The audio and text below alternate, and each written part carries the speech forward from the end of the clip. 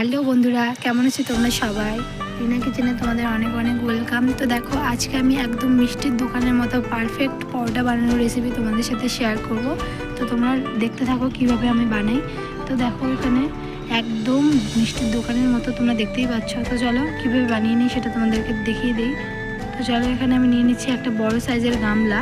তো এখন গামলাতে এখানে আমি ছোটো কাপের 3 কাপের ময়দা নিয়ে নিচ্ছি। তো তোমরা যতটুকু বানাবে ততটুকুই ময়দা নেবে। তো আমি এখানে খুব বেশি বানাবো না, অল্পই বানাবো, ওই জন্য আমি এখানে 3 কাপ ময়দা নিয়েছি। তোমরা যদি বেশি পরিমাণে বানাতে চাও তো বেশি পরিমাণে দেবে। তো তারপরে এখানে দিচ্ছি পরিমাণ মতো লবণ। তো তারপরে লবণটা দেওয়ার পর এখন দিয়ে দেবো পরিমাণ মতন খাওয়ার সোডা।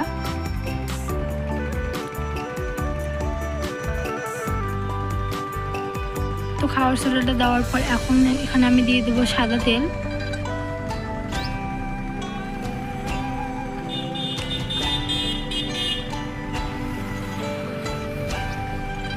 সাদা তেল দিয়ে দেওয়ার পর এখন আমি এখানে ভালো করে ময়দাটাকে মাখিয়ে নেব। তো চলো,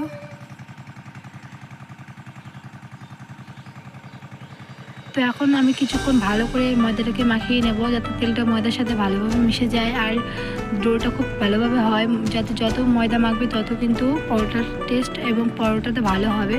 তো দেখো, তারপর এখানে আমি মিষ্টির রস দিয়ে দিচ্ছি।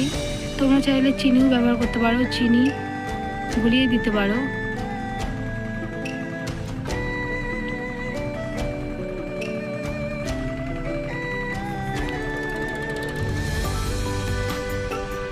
তো তারপরে এখানে একটু একটু করে জল দিয়ে এখন আমি একটা ভালো শক্ত করে ডো তৈরি করে নেব। খুব শক্তও না, আবার খুব নরমও না, সেরকমভাবে ডো তৈরি করে নেব।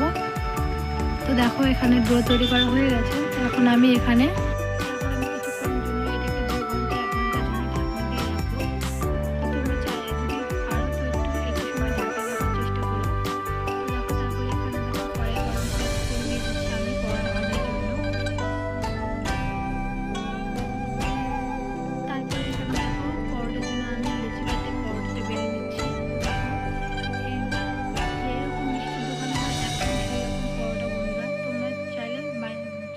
বানিয়ে খেতে পারো।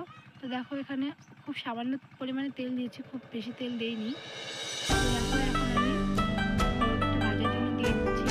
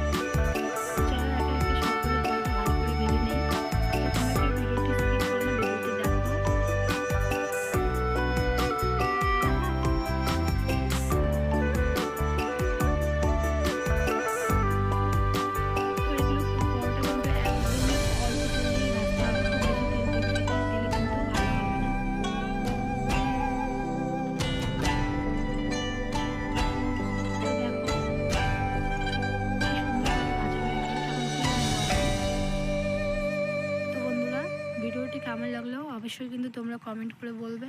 আর নতুন হয়ে থাকলে অবশ্যই চ্যানেলটিকে সাবস্ক্রাইব করে দেবে আর নতুন নতুন ভিডিও পাওয়ার জন্য। সবাই আমাকে